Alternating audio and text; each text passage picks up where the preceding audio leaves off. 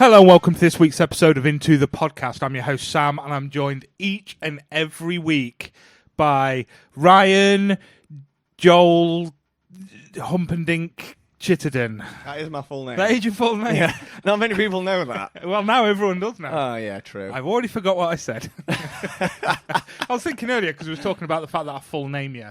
And I was like, is it just Ryan Chittenden? Is there more? There is more. What is the more? Is it Joel Humperdinck? Yeah. I thought it was. I don't know why. That's come from somewhere, hasn't it? You haven't just made that up on the spot. Why Got would it you? straight from the internet. And when has the internet ever lied before? Exactly. How are things, mate? Pretty good, thanks, apart from it's a bit hot. It's warm, and I see you wearing a lovely short-sleeve T-shirt. Yeah. Well, T-shirt, shirt. Shirt. You've got your guns out and your tats out. Exactly. What we like to see on a work day. Any tie today for work? No tie. No It's a bit tie. too hot. Summer hot, isn't it? dress. Yeah. No tie required. Yeah, I had a very important meeting today with like the top people, and I took off my vest and just put on a T-shirt. I was like, it's the best you're getting from me today. I'm not showing my shoulders, but Yeah. I'm still only wearing a thin T-shirt because I'm not putting a shirt on to sit on a Teams meeting. It's not happening. It's so unnecessary. When you're It at is home unnecessary. as well. No. So this week, mate, we've got so much to talk about. Or, well, not that much, but there's... Well, before you got here, I was like, we have literally nothing to talk about, and this is going to be a bullshit episode. And then we realised Comic-Con happened. Comic-Con did happen. So we should have a talk about that later. Yes. Big announcements as well. Big there always announcements. is the San Diego one, isn't it? Mate, that's like the Super Bowl for nerds. It's innit? the holy grail Yeah. of nerdy conventions. Yeah, that's the one you want to be. You I want to would be in Hall love H. to go to that. Save up, mate. I tell you, carry on with this podcast. Everybody get us liked, get us followed, leave us a 5-star review. Do that shit now, please, because then we'll be able to go to things like this and we'll be able to bring you it first hand. Yeah, live from Think San of- Diego Comic-Con. Think of all the content Megan would have then. Oh, too much to even think about. I know. Put that girl to work, man. Yeah. I miss Megan. I hadn't seen her for ages. She invited us to a barbecue and we didn't go. Well, we were busy. I had kid. You had a kid on the way. I feel like that's been happening forever. Right, start off with you want to talk a bit of gaming, didn't you? Yeah, you know what? I've really got the gaming bug again. Me too, mate. I feel like it comes in waves a little bit with the gaming, and because we always just have our favourites that we go back to, don't we? Time and time again. Mm-hmm. It's usually Rocket League and COD are the ones in main circulation. But we've reintroduced Dead by Daylight, which we talked about last week as well, I think. Mm-hmm. So I've been really, really enjoying that. Just because it's nice to have something a little bit different. It is, mate. Yeah.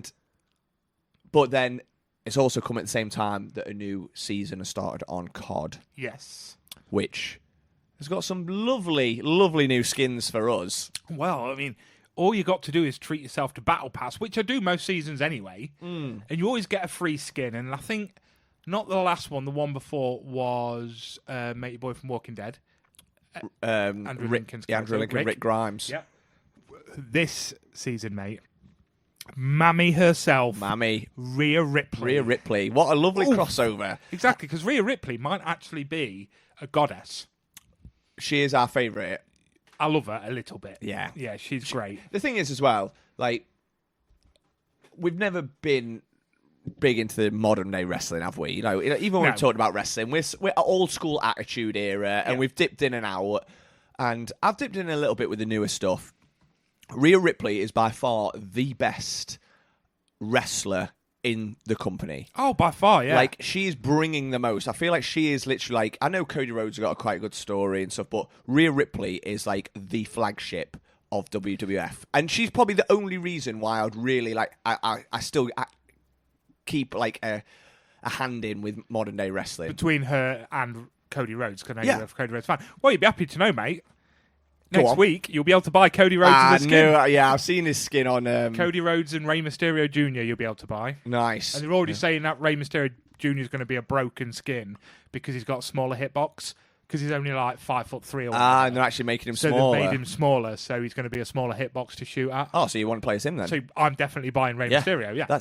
It's weird how things like that happen in games, because Yeah. I was looking at same for Dead by Daylight, because what I love about Dead by Daylight is the fact that there's loads of characters from all pop culture, Oh, yeah. and we've been playing with our boy Drew, Drew Finding Music. Played a lot with Drew recently. Yeah, it's been really nice. Really nice that he's been involved and been available like quite a lot recently. So we played a lot of Dead by Daylight, and he bought Ash from the Evil Dead series straight away. Mm-hmm. But he's massive because Bruce Campbell is like 6'2", 6'4" in real life. So his character's the same. And I've read like people saying it's actually a real detriment in Dead by Daylight because you're trying to hide from a serial killer, and you could just see this giant of a man just walking across in the background. So yeah, it's weird how that happens in games. It is. Hey, guess who I played with the other night? Go on. Only bloody resident history teacher Ed. I know, bloody hell, I can't believe it. I never get to play with Ed. Nearly fell off my chair when he said he was playing. Yeah, I played some COD with Ed and Drew. Yeah. Had a great time, and then Ed called it a night about 11, and me and Drew jumped on some plate up. I did see that, because me and Claire were watching a film that we are going to talk about later. Yeah. And yeah, I saw you boys were on Plate Up. I was like, Ed's clearly gone off, and it's time to end the night on a lovely little game of Plate Up. Well, we tried to do Rocket League, but for some reason it wouldn't work for him. Like, he can't get on it at all. He's been trying for the last week, and he still can't get on it. And I was like, but I moved over to the Xbox, solely thinking, well, maybe on that I can invite him properly, because on the PC it's through Epic Games, not through Xbox. Yeah. And I was like, fuck, I've not really got any games on here that we can play together. And the only one we had was Plate Up, so we gave it a go, and I couldn't put Drew straight in the kitchen, could I? Oh, it's tough in the kitchen. You really need to be on it. Yeah, but taught the boy how to use a dishwasher, taught him how to double dish with the trays. Oh, the tray is where it's at. Yeah, I love that. It's my favourite thing to use. Good. That's good. Yeah, we haven't played Plate Up for a while. I don't know if it's one of them where we were smashing that out, weren't we, recently? So I don't know if I got a little bit of fatigue on that. We'll go back to it. That's just, we've got a lot of exciting games to play at the moment, where Plate Up's very chill, relaxed. Yeah. I know manager Megan wants to have a night with us, which is going to be really good fun. I'm looking forward to that. Absolutely. We'll stream it. Yeah. A full into the podcast streaming night. I think so. We'll always go back to it, I think, but even with Dead by Daylight, it's a slow game. Yes. And I need fast pace, which is why I play COD and Rocket League more than anything. Yeah. And that's why I'm the same. I feel like they've got limited. I've been really enjoying the Dead by Daylight at the moment because there's a new game mode, so there's loads of XP bonuses. So I'm like trying to cash in on that whilst it's there. But it's nice that we've got games that are... It's nice to be excited about gaming again. Like, I'm really looking forward to it. Like, I love the idea of us just like Friday night, getting a few of us on, like starting on your Dead by Daylight, doing like an hour and a half on that, to warm up, get a feel of it, and then move on to something like your CODs, which is intense, it's fast-paced, the bulk of your gaming, and then ending on a bit of a chilled, like slower, different Plate Up or something. Yeah. It's nice that we've got that variety at the moment. But also, I finally got back into Resident Evil. Have you? What have you been playing? Been playing Resident Evil 3, the remake, yeah. which I've never played before, because I got big into the series a couple of years ago. It was just before we started this podcast, actually. Back in 2022, I'd played 4, 5, and 6 growing up, which a bit more of the actiony ones, especially like 5 and 6. But they had the co-op. 6 was basically, not a horror game; it was a naff action one. But they had the co-op elements, which is fun. So I went back and I played 1 and 2, the remake of 2. So I'd never played them before, and I played them to death. Oh, you did, yeah. I tried to get 100% in them. Yeah, I was trying to get 100%. I think I still got 2 achievements left to get on the first one because I completed it like 7 times in a row. I was like, I can't be bothered to complete this again, which was on like the hardest difficulty mode, which was like Real Survivor, and then Invisible Enemy mode. I was like, I can't be bothered with that. So that moved on to 2, and then I've 100%. No, I'm not 100%. I'm like 99%. There's only 1 achievement I've not got on that, and it's like a bonus mode where it's like Horde. You play as a sheriff in a like a little gas station in America, and the zombies are just constantly breaking in, and you have to kill 100 of them to get the achievement. Oof. Oh, it's rock solid. Really? It's so difficult. Because it's just potluck as well. It's like whatever randomly spawns, if it's weapons, if it's ammo, like whatever just they drop. So if they drop like a shotgun, you're like, right, quids in, or a rocket launcher. But then if they drop like, I don't know, like a cattle prod or something, you're like, this is shit. Yeah, of course. And it's just... Because some of them are like armoured ones, and as you killed more and more, they get tougher and tougher. Yeah, like any Horde mode. Yeah, so it's real potlucks. It's a tiny little gas station. It's literally like 3 little aisles. It is tiny, so they're on you straight away. I think I've got to like 77 zombies I killed and then died, and I was like, it's so difficult. But But then I went on to move on to 3, but I was just fatigued. I was Resident Evil fatigued, so I didn't go back to it. But it's because we've been playing Dead by Daylight, and I've got all the Resident Evil skins because they released Jill Valentine, Leon Kennedy, and a couple of others, Ada and Rebecca Chambers. So I was like, you know what? I haven't played a single-player game for ages, and I really, really want to play it. You know, it's one of them. It's just finding the time. And I think it's that. Sometimes it's that mental block of, you know, like, I'm going to start a single-player game, but I need to invest time in this. I live in that mode. Yeah. I'm halfway through about 5 single-player games. Yeah, and that's the thing for me. And it's like, it's hard keeping that motivation up. It is, yeah. But I'd read that Resident Evil 3, because I know it got a lot of stick, the remake, because I think loads got cut out. Right, so it's actually a small game. So I was like, you know what? Maybe I'll just go it, because I really want to play it. Because that's the only one of the main, like with the OG characters that I'm missing. So I played 1, 2, 4, 5, 6. So 3, it's like a missing piece of the jigsaw for me. Yeah. So it's the one with Nemesis. So a lot of people know Nemesis. It's a big monster in popular culture. You know, he's this big terrifying monster, and the whole point of the game is he can randomly turn up, and you can't kill him. At all. Oh, yeah. You just have to run, and it's fucking scary. So I've been playing that. Started playing that yesterday, and I put in about 4.5 hours, and I was loving it to the point where I'm now like, let's finish this podcast, so I'll go home and finish Resident Evil. No, we play COD, Ryan. No, there's just too many games. I messaged you saying you want to play COD, and you ignored me to play Resident Evil. Yeah, I did. And I have no regrets. No regrets. My only regret is I didn't play Resident Evil more. So, yeah, I'm quite a way through that. So I'm really enjoying that because the remade Resident Evil 4, that remake's come out, and I really want to play it. It's got, like, critical acclaim. But it's one of them stupid things where it comes out on release day, 75 quid. Of course, I'm like, I'm not paying 75 quid for a game. Like, I'm just not... I just begrudge to it, especially I can't justify it when I've got things like Resident Evil 3 that I've already bought and it's just sat in my library, not even played. Oh, absolutely. And it's like, what am I doing? So I was sensible, but once I've completed 3, I might get 4 because I've seen it's on sale for about 24 quid. Have a look on CD keys as well. Yeah.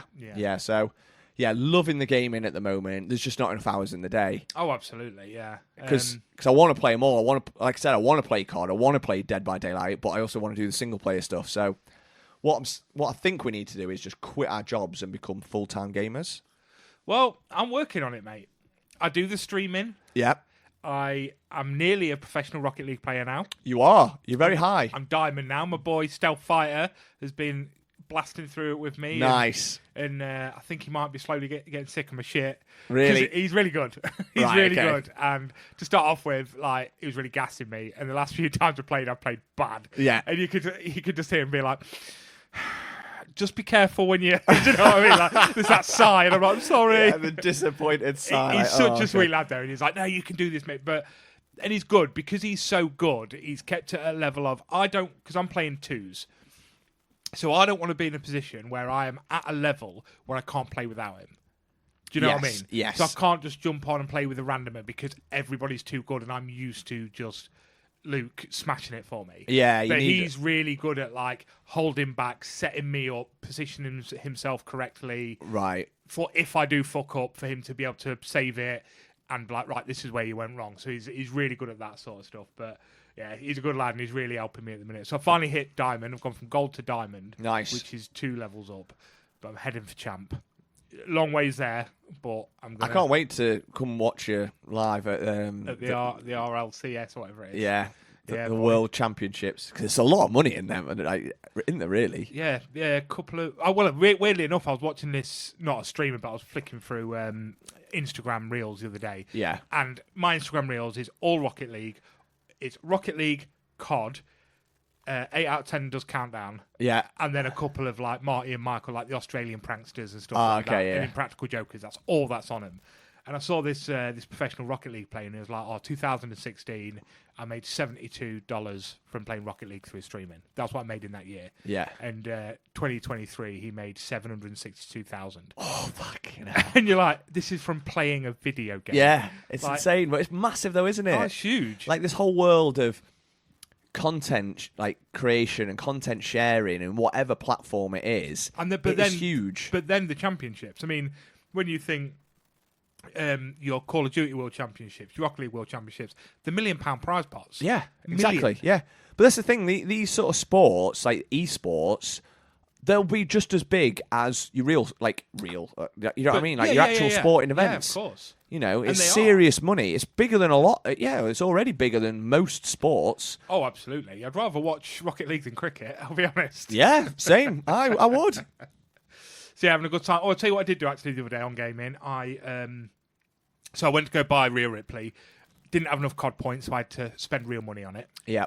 So I was like, let me just have a look. So on CD Keys, you can normally get Steam vouchers a quid or two cheaper than they are. Right. So instead of it being a tenner, you can have it for £9. Yeah. They didn't have any in stock, so I was like, let's just have a look online.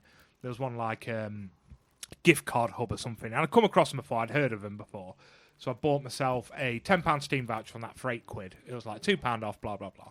Sound, blah, blah, blah. Didn't sign up to it. Continue as guest, pay for it. Yeah. 2 days later, £50 comes out my account. Oh, no. And I'm like, for fuck, so I lose my shit. Yeah. So immediately report it as fraud, contact the company, calling them every name under the sun. I was fucking nasty as well, like calling them every name under the sun. I did them a Trustpilot review. That was quite nice. Changed that, calling them all fraudsters and this, that, and the other. And they emailed me back basically like, well, you clearly didn't read the terms and conditions correctly, did you? Because we are a subscription service. That is £49 a month. What? For you to get cheaper vouchers. Well, that's not worth it then, is it? But this is the thing. This is what I emailed back. I was like, but it's like telling me I don't read small print. How did I sign up for a fucking subscription when I don't have an account with you? I didn't open an account. So if I didn't open an account, I don't have an account with website. How have I got a subscription? You open that on my behalf. Yeah. With my bank details. You fucking scumbags. So I've immediately, so now, second time this year, I've had to cancel my card. I'm now sat here fucking penniless waiting for a new card to turn up. Oh, no. And 50 quid down. 50 quid down. Well, luckily, because I reported it as fraud, they're like, you can just do it straight through the banking app and it'll tell you whether it's successful or not. And it come back immediately as successful. We will pay the 50 quid back to you and we will chase it back from the company type thing. Oh, okay, that's good. But I was just like, mother. But sneaky. All to save £2 on a Rhea Ripley skin. Oh, yeah. It's proper sneaky, innit? It is. Robbing bastards. Yeah, there's no need for that. Fucking honestly, I hate him. I was so angry because not only that day, I got... Remember when we went to London, mate, and I got all them fines? I do remember it. I remember it like it was yesterday. I got another letter from the police about them fines over the weekend. Another one. And I was just like, will you fucking leave me alone? Yeah. It's like, can you please send us your details, blah, blah, blah, which I had to do to pay the fine off. Right. So that come. Then the day after I had that, I had some other... It's been one thing after another this weekend. And it's like a few days before payday as well. It's the Literally last thing you need. Couple of days before payday. And I was, when you're just like... Will everyone just fucking leave me alone? Yeah. And then I woke up this morning, so it was a long weekend, really shitty sort of long weekend with that stuff. A couple of late nights, couldn't sleep very well. It's been red hot as well. And then I woke up this morning to work. Yeah, I know. When you're just like, I need a week off so bad. I know. And it's to like, myself. It's so disappointing as well when we wake up for work and work isn't playing games. Exactly. So what did I tell you? Like, share with your friends. Give us a 5-star review, please. It's not hard. Like, literally, honestly, guys, love you to pieces, but it takes 2 seconds. If you haven't given us a review on Spotify, it takes 2 seconds out of your day, and it could change our lives. It could. Because someone might go, oh, these are 5 stars with, like, 100 people. Let's have a listen. Then they share it. Before you know it, we're waking up every day to play Dead by Daylight and COD together. I know. And Resident Evil 3. And Resident Evil 3. We can finally finish Resident Evil 5 together. Yeah. That we started 3 years ago. Right, should we... my pop's nearly out, so should we take a break, bring out Drew, grab a new drink, and get a snack going, and then we'll chat films and Comic-Con? Let's do that, shall we? Cool. Drew, sing us in, baby. Here come Sam and Ryan, listen to them both speak. They've come 2 hours on with their pop culture critique. But are you even a nerd if you don't overread? So come on everybody, it's the snack of the week.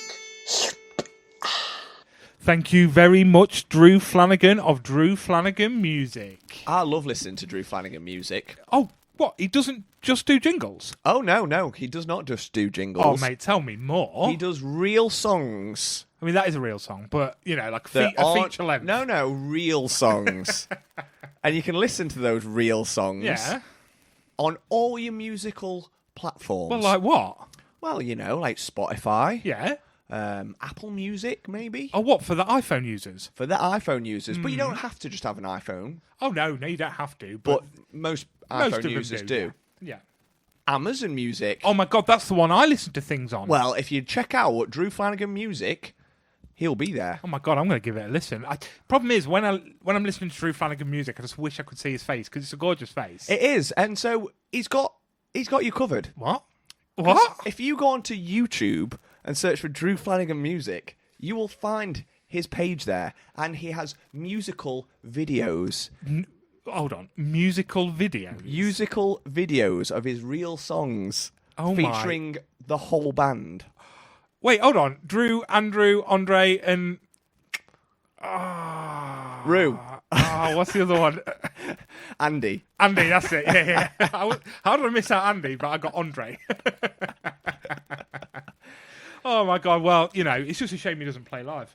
Well, it's funny that you say that, because he does play live. No way. And if you check out his socials, he will be putting up regular updates of where he's playing. And maybe if you drop him a message, he'll come to play a show near you. Oh my God. Like the Hops and Cheese. Like the Hops and Cheese. I fucking love that name for a pub. It's just great. It's the greatest, isn't it? The Hops and Cheese. It is, yeah. We definitely have this Drew Flanagan advert down.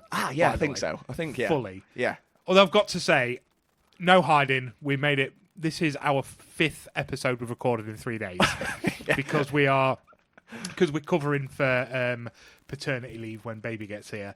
And on one of them, we didn't do too good.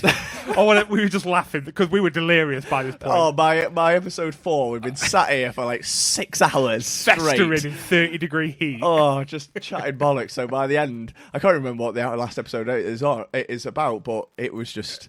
We were just delirious. Fully delirious, but I don't think we did Drew much justice in that episode. No, So that'll be coming up soon. I think that was the Pixar episode, maybe. Right, okay. So you got that to look forward to.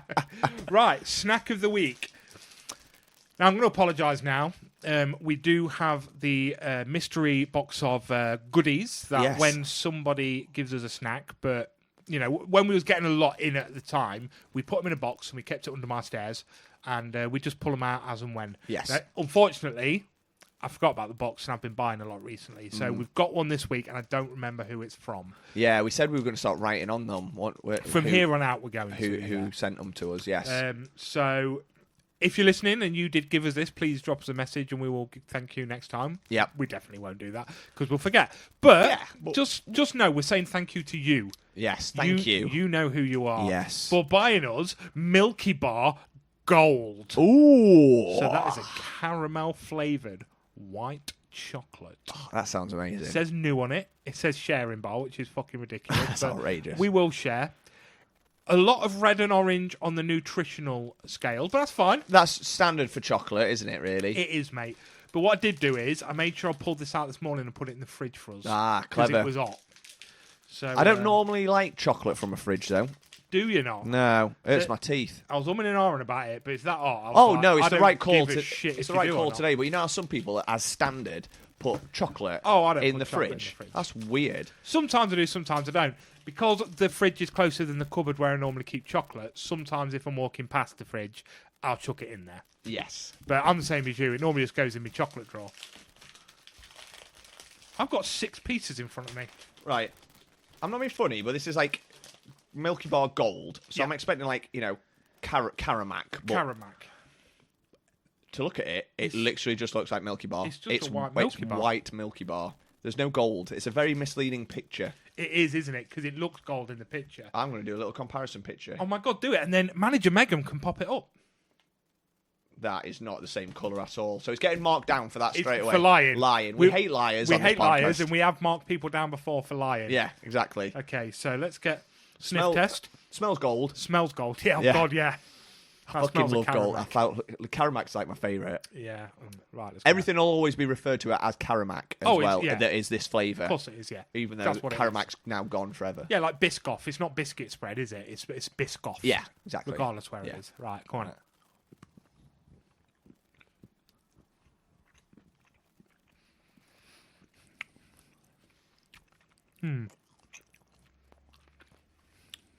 What's that? Tell me what you're thinking. Tell Oh. the listeners what you're thinking.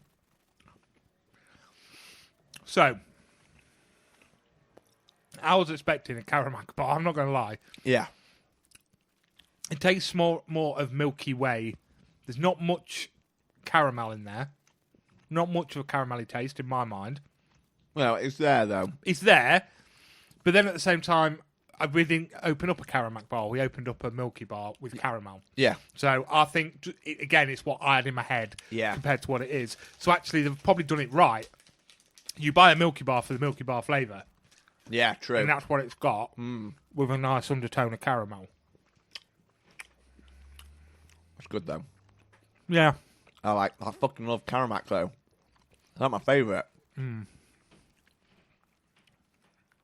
You know, resetting the brain function, Yeah. knowing I'm eating a Milky Bar. Milky Bar. With caramel, not Karamak. Yeah. Yeah, I'm with you. It's nice. Yeah. Shame they're fucking liars.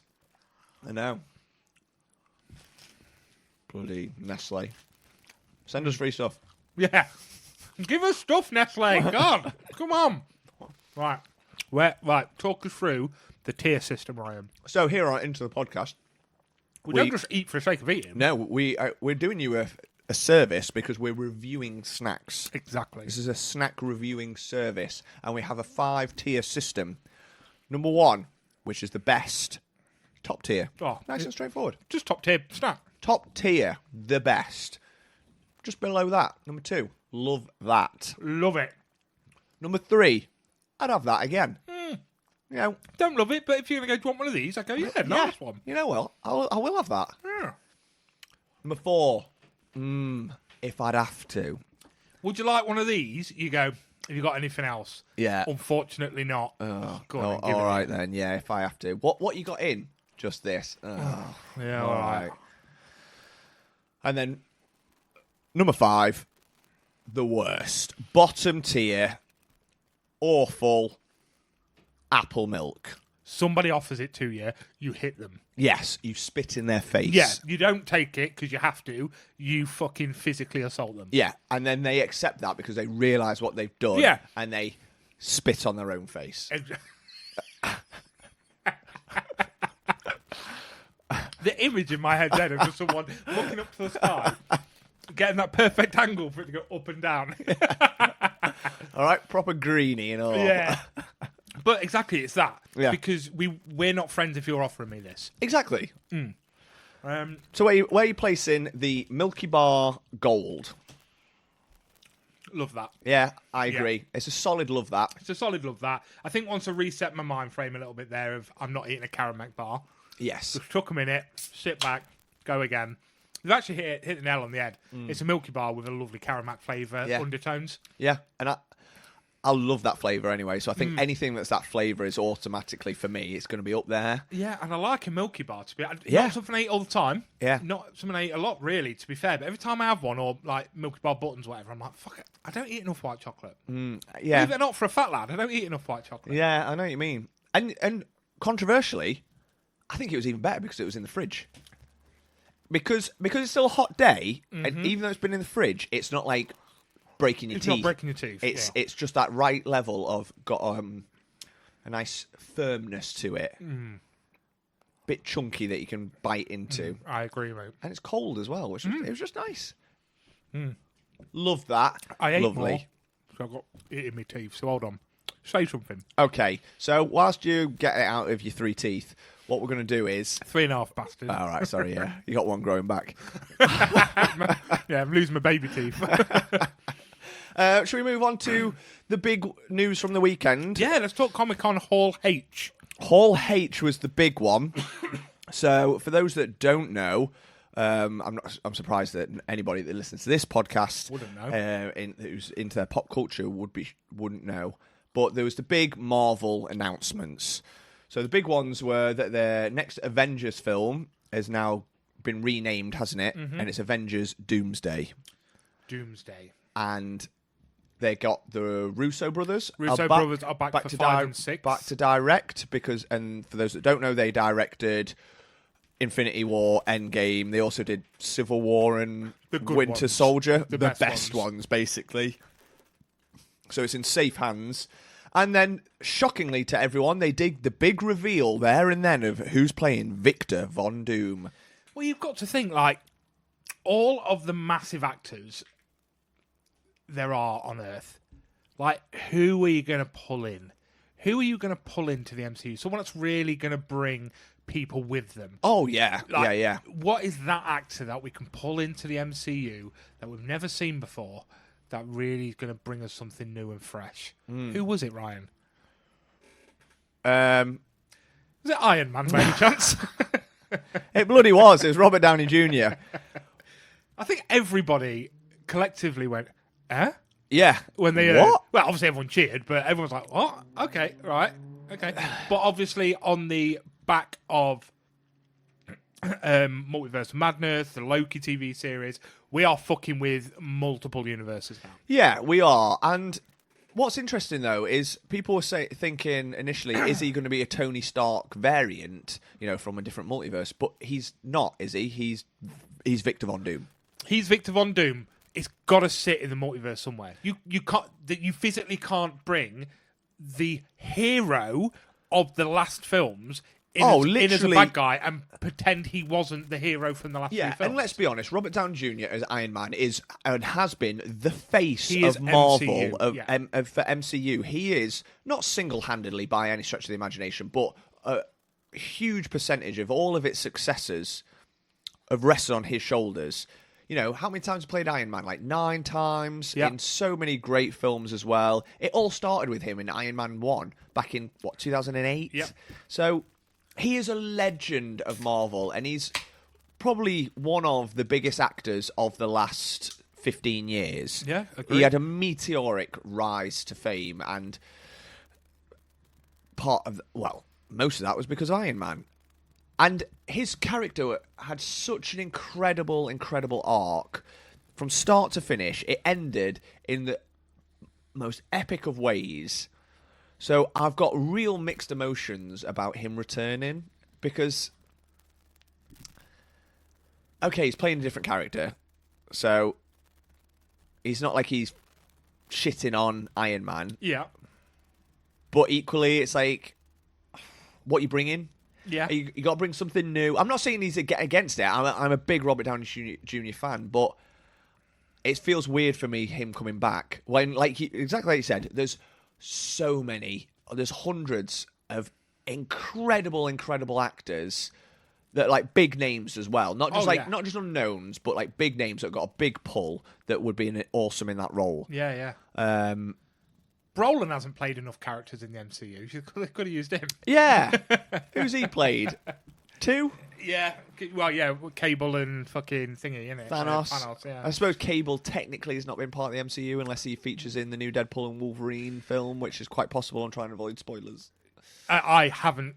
I've missed every spoiler for this film. Yeah, so good. I'm going to have to try and see it tomorrow or Wednesday. I want to see it as soon as possible. So I spoke to my old mate the other day, Aaron, who went to go see it, and he did the best of describing without giving anything away, and he was like, it's genius. Yeah, and I spoke to our good friend Thomas this morning, actually, about it, because he went to see it the weekend, and he said it was incredible. Yeah. Absolutely incredible. And he didn't give me any spoilers, so now I'm really, really excited to see that. So, yeah, that's one to really look forward to. Anyway, back to Robert Downey Jr. What's your take on it? I'm just interested to know what they're going to do, if I'm honest with you, because, like I said, we can get lost in our mind's eye of how they're going to do it, and I think we're quite safe to say, unless anybody knows something to do with the comic books that maybe has happened previously. I think I'm sure I've read somewhere that someone said it would. In one timeline, Tony Stark becomes Doctor Doom, basically. But again, that would mean he's a Stark variant. Yeah. So I don't know how it's going to work. I don't know the comic books in that much detail. I don't. And also, when it comes to MCU, when it comes to Batman, stuff like the DCEU and stuff, I have avoided every major trailer and every major piece of news around it. Yep. Up until it comes out. Yeah. So when it's like, oh, there's this, so, bits are going to start getting leaked over the next year or two over what's happening. So when was that? Is that 2026, isn't it? I think so, because they've got the Fantastic Four is 2025, so that's Yeah. next year. Because we've already had the cast announcement for that, haven't we? Which is a great cast announcement. So they've got Pedro Pascal, haven't they, as the absolute legend. That's a perfect casting at the right time because Pedro is really at the height of it, at peak of his popularity. You know what, with coming off the back of Mandalorian and The Last of Us, obviously the unbearable weight of massive talent. Obviously, so he's really at the height of his power. So to see him as Mr. Fantastic, that's a big pull. Big pull. Yeah, People love him. We love him. I will see that film because he's in it. great setting as well. So they've set it in a futuristic 1950s. Interesting. Yeah, so it's a 1950s-esque film. But the bits I've seen, so whatever it's called, the Fantastic Car is going to be it and stuff. So it looks very Jetson-esque. You know, the Jetsons. Yes. It looks very much like that. Or Fallout. You know how they had like the robots and stuff. So it'd be quite interesting to see that. And you know what? Fantastic Four is something I hope they do well because they haven't yet. They haven't done it well yet, have they? The originals were dog shit. The remake with Miles Teller was dog shit. I've not seen it because the reviews for it were horrendous. Yeah, waste of time. Now's the time to do it right. And it can be done right. Personally, I find the Fantastic Four quite a boring concept. Really? I'm not really interested in them, if I'm honest. But you know when you know something can be done correctly? Yeah. And they just haven't. And I understand the original ones. They were coming out at a time where it was silly MCU. Yeah, that's it. I think that's the problem. They're not MCU, are they? But when it was silly Marvel films, that's what it was. It was just a silly comic book film for kids to enjoy, and it made it. You know, and that's probably why Fantastic Four have probably been done a disservice because I know my only experience of Fantastic Four really is from those original ones and from a couple of games that I've played over the years. Yeah. But I know they're hugely popular. Fantastic Four is one of the biggest comic book series out there. Well, it's the original, isn't it? Yeah, and I'm pretty sure Reed Richards, Mr. Fantastic, isn't he the leader? Supposed to be like the leader of the Avengers at one point or something. He was the leader of one of the factions during the Civil War, wasn't he? Yeah. So I could be wrong, but you look at all four; it's massive. So you got Pedro Pascal as Reed Richards, Mr. Fantastic, Vanessa Kirby as Sue Storm, Susan Storm. What's her Invisible Woman. Invisible Woman. That's it. Joseph Quinn. Yeah, fucking Joseph Quinn. As Johnny what Storm. A pull! That is a great pull. And again, hitting him at the right time. Absolutely. I'm really happy for him. I think I've said this before because for those that don't know, most people will know him as Eddie from the latest series of Stranger Things, who joined the show when it was in full flow and as a new series regular and absolutely stole the show. And became the main character. Absolutely became the main character. Showstopper. And he's a legend in that. So I was worried that he'd be in that and that would be his only thing because he'd not been in a lot before that. But being cast as Johnny Storm, the Human Torch? Human Torch. Human Torch. That's massive. Getting him in the MCU, that'll make him even more of a household name. So I'm really happy for him. Amazingly previously played by Captain America. yeah, absolutely. He's also in, Joseph Quinn's just come out in a Quiet Place Day One, hasn't he? I've still not seen it. He's the lead in that alongside Lupita Nyong'o. Yeah. And who's playing the Thing then? And the Thing is played by... Who's the original? Was it Michael Chiklis? I can't remember, I'm sure it was Chiklis. It's Ebon Moss Backrack. Show me. Most people will know him from The Bear. Oh, fuck, yeah. Yeah, he plays Cousin. Cousin from The Bear. Yeah. So most people know from that. I love that guy. He's also, I'm just looking through his, he's also in like Andor. He's a familiar face, but yeah, most people know from The Bear. So that, again, another actor in the peak of his rise at the moment. So that is a cast done in a completely new setting. Please don't give us just a fucking origin story film. Be interesting to see how they do it. Yeah, interesting to see how they do it. I'm so bored of origin stories, man. I'm so bored of it. At this stage, we shouldn't be bringing origin stories in. I say that, but when was the last time we had an origin story? I don't know if that's what we're lacking. Black Widow, maybe. Yeah, but even that was like we already knew Black Widow, didn't we? We did. It was I guess it was a backstory and stuff. But Shang-Chi Shang-Chi, and that was a banging film. And that was I would say that was one of the best ones of the yeah. of the latest phase. But the difference is I'm bored of backstories that we've already seen. That's the thing. Like- They've already done 2 Fantastic Four franchises that didn't really do great. No, so we we've don't seen it. need It's a it little bit again. like Spider-Man. I was just about to bring Spider-Man in. We never need another Spider-Man fucking origin story. No. And if you're going to do it different. Yeah. Let Uncle Ben live. Really go out there and let Uncle Ben live. They did it differently, very, very successfully for Into the Spider-Verse. Yeah, they did, yeah. Interesting. Third one of that's coming out next year, I think. Yes, I can't wait for that. It is. I can't wait for. I really want to watch the second one again because I've only seen it the one time. Yeah, I've only seen it once. Cinema to see it. So we had that as an announcement. Russo brothers, big one being RDJ as Doctor Doom. After that, we then have Secret War. Yeah. So originally it was going to be called the Kang Dynasty. Yeah, but he got sacked, didn't he? Yes, The he guy who did. played 'Cause Kang. One of your wrong I think, or He got done for assaulting his girlfriend. right, yeah. Yeah, so they've changed that out, which is going to be interesting. What else was there? There was the announcement of season 4 of Invincible.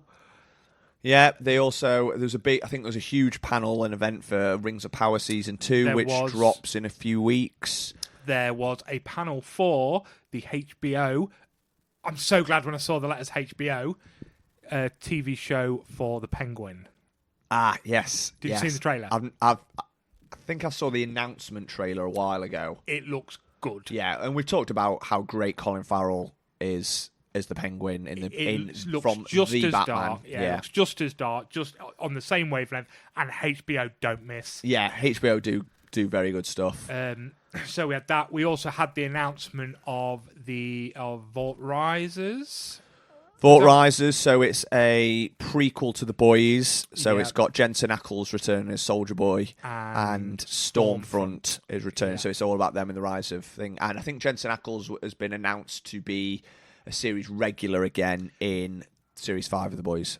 When you've watched the season, you'll see. Oh, I suppose that's because I still haven't watched the latest one, but and I love Jensen Ackles because I'm a big Supernatural fan. So it's great to see him again.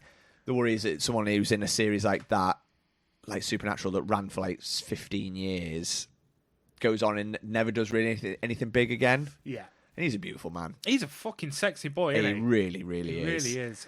Other than that, was there much more that came from it? No, there is loads of stuff coming out though that I'm really excited for. Off of the back of Into the Spider-Verse, I'm so excited because they've announced a live action adaptation of Spider-Man Noir. Yeah, the Nicolas Cage And character. Nicolas Cage is playing him in a live action. So he voices him in the first Spider-Man. So for those that haven't seen, it's an animated film. You need to watch it. It's probably the best Spider-Man film ever. Literally, yeah. And it's all about multiverses, and they all come from different dimensions. All these different Spider-Man. Spider-Man, Spider people, technically, because there's obviously Spider-Girl, there's Gwen Stacy as the Ghost, there's Spider-Pig. Spider-Pig. Yeah. So, we go down the animal route. Exactly. But Spider-Man Noir is one of the coolest ones. So he's all black and white, and it's like the wind's always blowing his like trench coat away. He's like a detective, isn't he? He's like a private investigator in like the 20s, 30s. Yeah. So it's all like black and white, set in like the perfect like noir-esque thing. And he's like this brawler, isn't he? He's like down on his luck private investigator. So cool, like his trilby and his like trench coat. He looks amazing in it. The one thing I hope, which isn't going to happen, we need Spider-Man Noir with Nicolas Cage to be a low-budget film. Yeah, I We don't do. know. Honestly, we do, because I think a film like that can be done solely off acting chops and a good idea. Yes. Whereas I think if you pump too much money into a story like that, it becomes about things blowing up. Yeah, and the effects and and CGI, stuff, which yeah. we don't need. We need a good story and a good actor. Yeah, And absolutely. actually, if you keep it a bit more low budget, get some good actor, get good, I wonder if they could film it almost a bit like Sin City. I think that would work. it would work very much like Sin City. God, I loved Sin City. Yeah, it was There's really a film good. that's just kind of disappeared. Yeah, the second one wasn't great. No, Dame to Die For. Yeah, It was okay. I didn't mind it. It's It was okay. nowhere near Sin City. no. But yeah, lots of big news. It's looking good for Marvel. I do think they brought Robert Downey Jr. back in to steady the ship, though, because it's I think not a sinking ship yet, but it's definitely in troubled water. Oh, definitely. And they really need to. If they're going to be doing on the back of Infinity War and Endgame, you need something big. Because I think this is the introduction of Galactus, isn't it? Potentially. I think he's the big bad guy, as far as I'm aware. So it needs to be big. But They've had so many, they've had more misses than hits since Endgame. So I do think it's like, okay, we'll bring back our star who built Marvel to now save Marvel again. That's how it feels a little bit to me. I could be wrong. Let us know what you think. Yeah. Are you excited for Robert Downey Jr. to return as Doctor Doom, or are you a bit disappointed? Who would you have liked to see play Doctor Doom? Absolutely. Who did play Doctor Doom? The guy from Nip Tuck.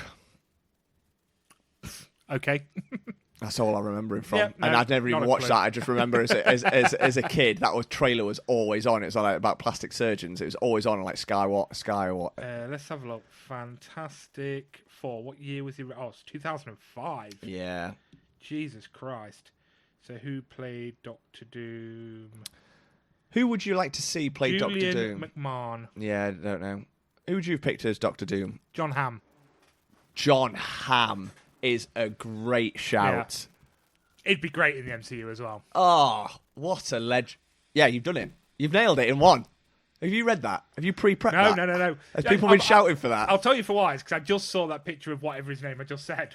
Yeah. And he's quite a good-looking man. Yeah. And I immediately went to, I thought, an older, still sexy Oh, yeah. type. You think John Hamm in Baby Driver? Exactly. Oh. Yes, John Hamm in Baby Driver. Yeah.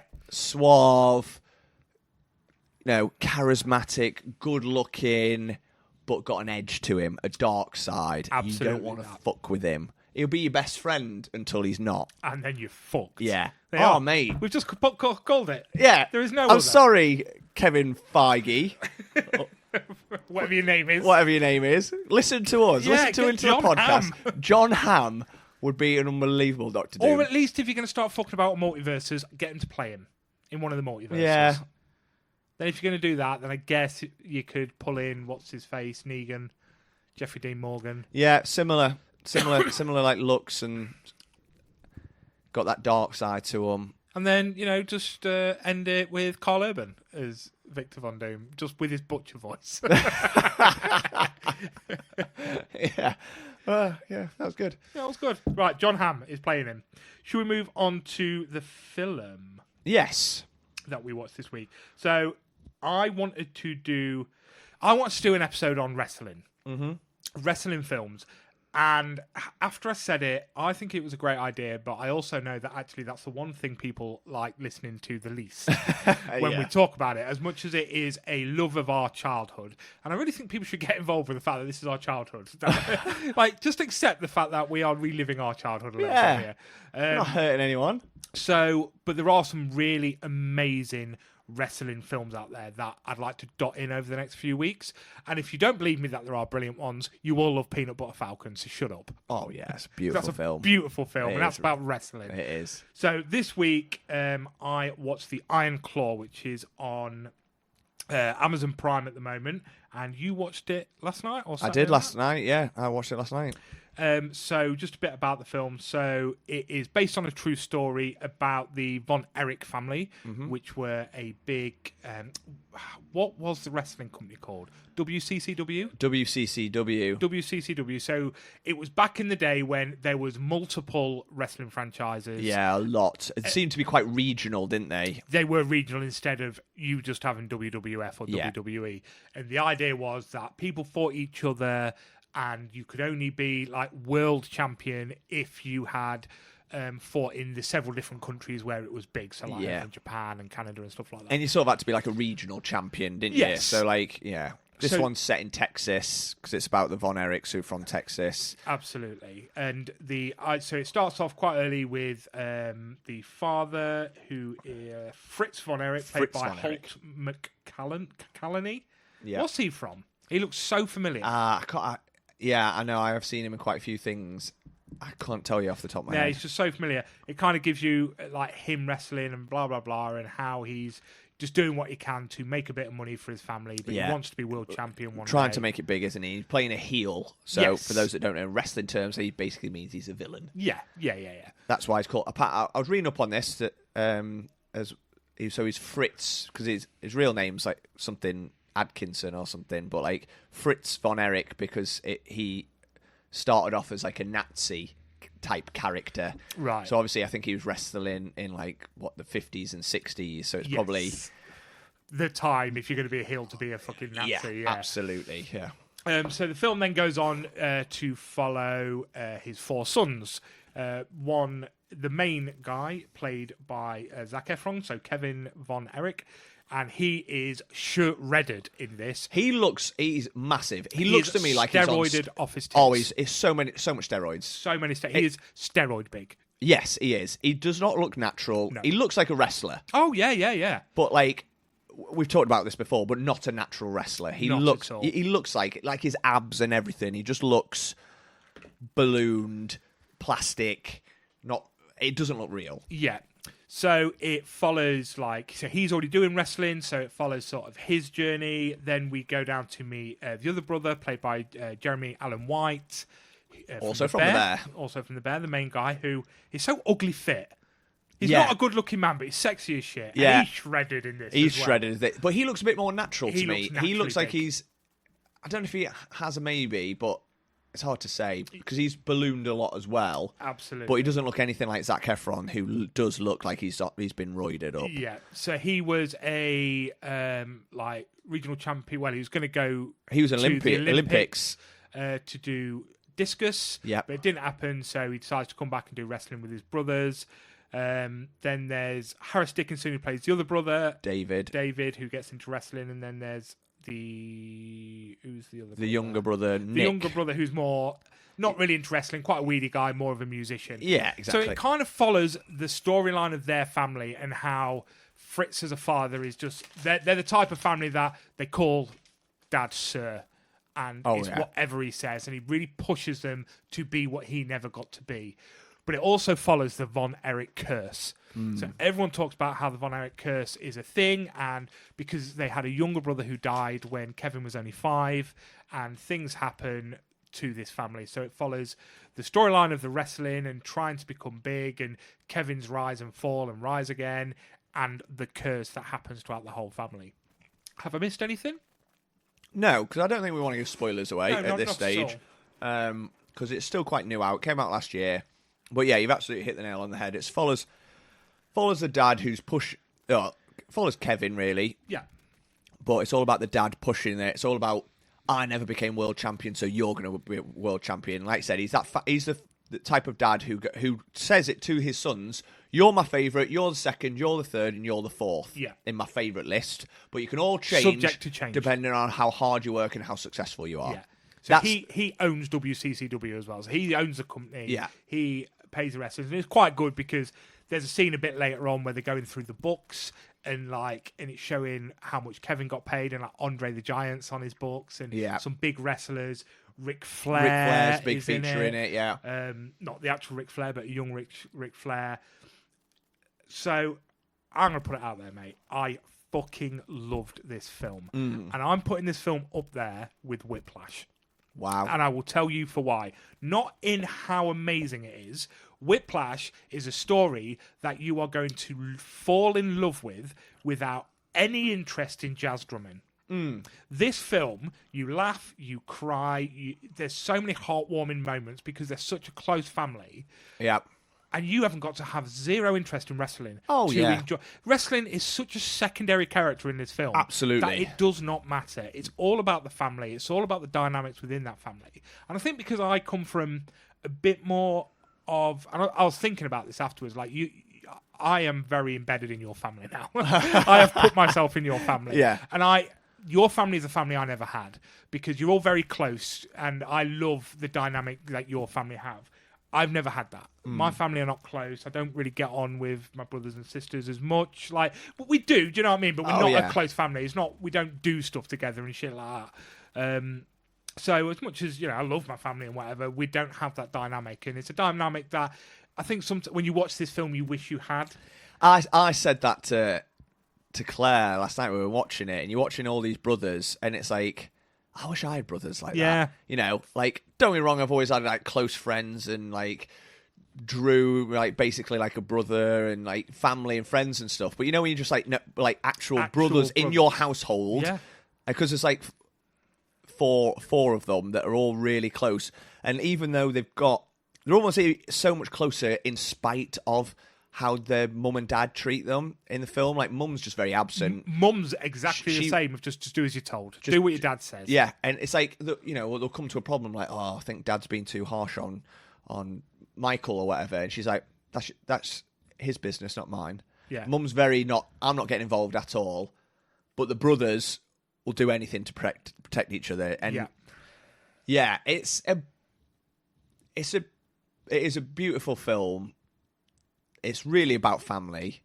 It's Massively. interesting as well because it's based on a true story. And I must confess, like, yeah, okay, I'm a wrestling fan to an extent as a kid. This is way before our time, though. I'd never heard of the Von Erichs. No, me neither. And like, but I'd heard of like obviously like Ric Flair, but he had a stint in WWF. Ric Flair was old when we got into Ric Flair. He was an older man. Yeah, and he's still up until recently, he was still in the WWF, like randomly. Yeah. So, yeah, it was interesting. It was something. It's nice to, you know, it's like based on a true story. It's nice to like learn something new, if you know what I mean. Yeah, it taught me about a side of wrestling. It taught me about a side of the business, you know, the business side of it, and yeah, you know, and it doesn't go too much into, because obviously what we all know, and we've discussed this many a times on the podcast, like the amount of people when we played Alive or Dead, because the amount of people that die of painkillers, they touch that so minutely when it comes to Jeremy Allen White. They touch on it so minutely that it's such a massive part, but it's such a small part at the same time. Yeah. They don't dwell on it. Yeah. They kind of expect you to just know that or expect that. Yeah, and I think it goes to show as well, like, very much like The Wrestler, the film with Mickey Rourke in, which is a brilliant film as well.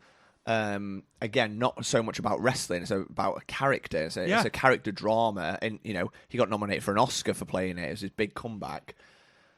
It really goes to show the levels that these guys go through as wrestlers. They absolutely destroy their bodies, you know, for a show. Yes, okay, people always go, oh, wrestling's fake. Well, it's not fake. It's scripted. Yeah. They're still smashing the shit out of you. Okay, they're not throwing full punches, but if you get body slammed onto a concrete floor, that's going to break your ribs potentially. It's going to knock the wind out of you. It's going to bruise you, you know.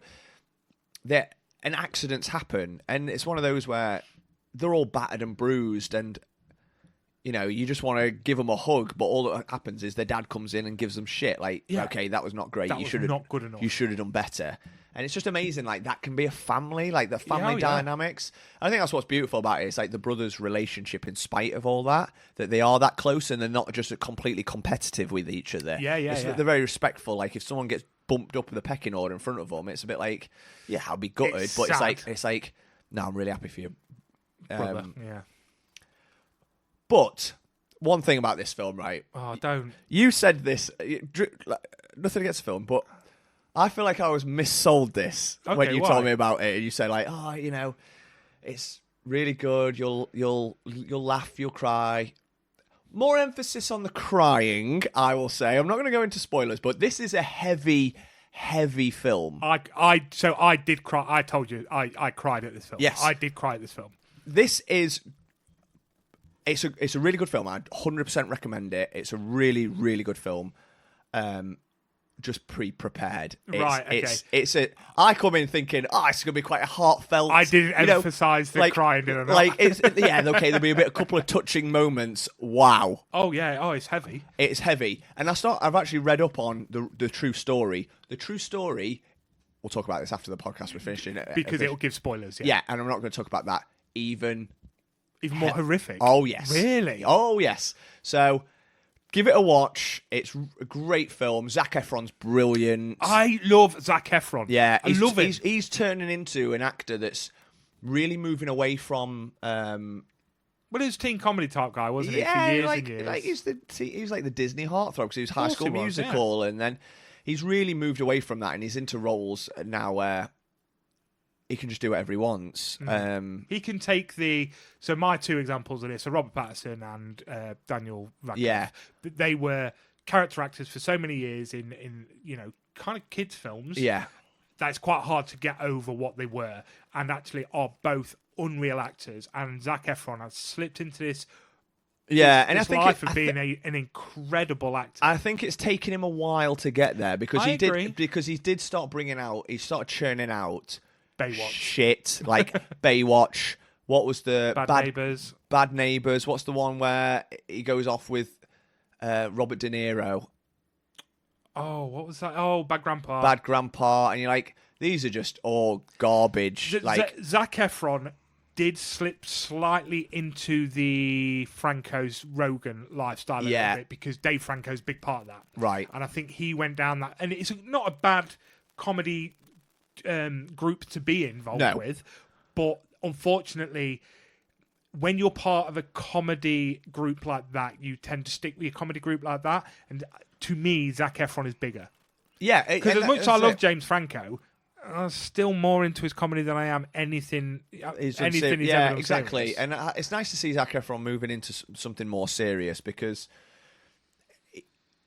he ran the risk of just going into like falling into obscurity where you just go like, oh, okay, you're just churning out crap like, kind of nothing films. Where you're just like, okay, like you're still trying to kind of be the heartthrob, but you're doing it in a teen comedy just to try and pull audiences. Absolutely. I don't know, but I don't want to sound like a film snob, but they're just kind of like nothing films. Just like very forgettable comedy, not a blockbuster, but a comedy of the summer. And Absolutely. That's it. And then we'll move on to the next one, to the next one, That's and to the literally next what one. it is. Yeah, it's good when you watch it. You're not going to watch it again because the next one comes out. Yeah. 2 So months it's later. nice to see him do something that's hard hitting and emotional and really become that character. Okay. So yeah. So can I give you some homework, a bit of a recommendation to watch for next week?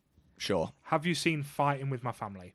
No, I haven't yet. Okay, so my homework to you is go watch that because that is the complete opposite of what we spoke about today.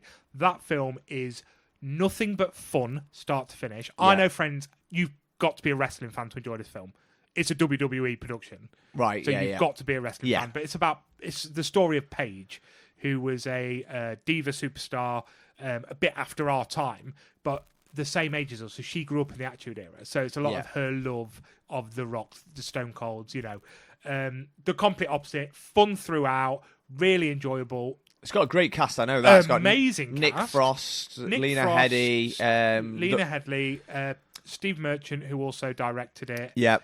Florence Pugh, Vince Vaughn, huge cast. Even The Rock's in it, I The think. Rock's in it because he produced it. It's such a fun film, Yes. mate. And I have non-wrestling fans who watched it and went, I loved it. As just a fun film to watch. Yeah. So if we're not doing a wrestling episode, I'd like us to at least start watching some wrestling films, mate. Oh, yeah. Absolutely. So if you get a chance, watch that and we'll give it a bit of a chat next week because I maybe missold this one to you. This film's not going to make you cry. Yeah, okay. Yeah. Whereas Iron Claw will definitely lots make of you crying. cry. Right, well, that's all we've got time for this week. I'm not sorry for talking about a wrestling film because it is unreal and I honestly cannot recommend this film anymore. Absolutely. It's a great watch. It's on Amazon Prime. Yep. So go watch it. So we've all got Amazon Prime because we all like next day delivery. Too right. Plain and simple, isn't Yeah. it? So please And go watch it. Amazon Music, where you can listen to Drew Flanagan music. You can, but then again, I would probably say listen to Drew Flanagan music on Spotify because whilst you're on there, you could go and give us that 5-star review. Yes. Give Drew one way there. You can't do that on music, can you? No, you can't. But on podcasts, you can. So whilst you're there, I'm on Spotify anyway. It's 3 clicks away from giving a 5-star review to Into the Podcast. So let's do that. Yeah, let's do it. Yeah, sound. Right, so as we've already said, give us a like, give us a follow, give us an everything. Tell us you love us and get chatting to us on Facebook because, Megan will chat back to you. It's Megan's job now. Yeah. We'll see it and go, oh, cool. And we will write under it, just not under Into the Podcast with our real names. Yeah. What Ryan, Joel, Humperdinck. That's the whatever one. your Facebook name is. Right, just before we leave it then this week, Ryan, can you please just share with our fans just how much you love Karamak? Oh, right, Karamak. I don't know why. I don't know what it is about Karamak, but it just really brings me joy. I think it just stems back to my childhood. So let's go back 25 years, right? Probably to the first time that I ever had Karamak. Peace!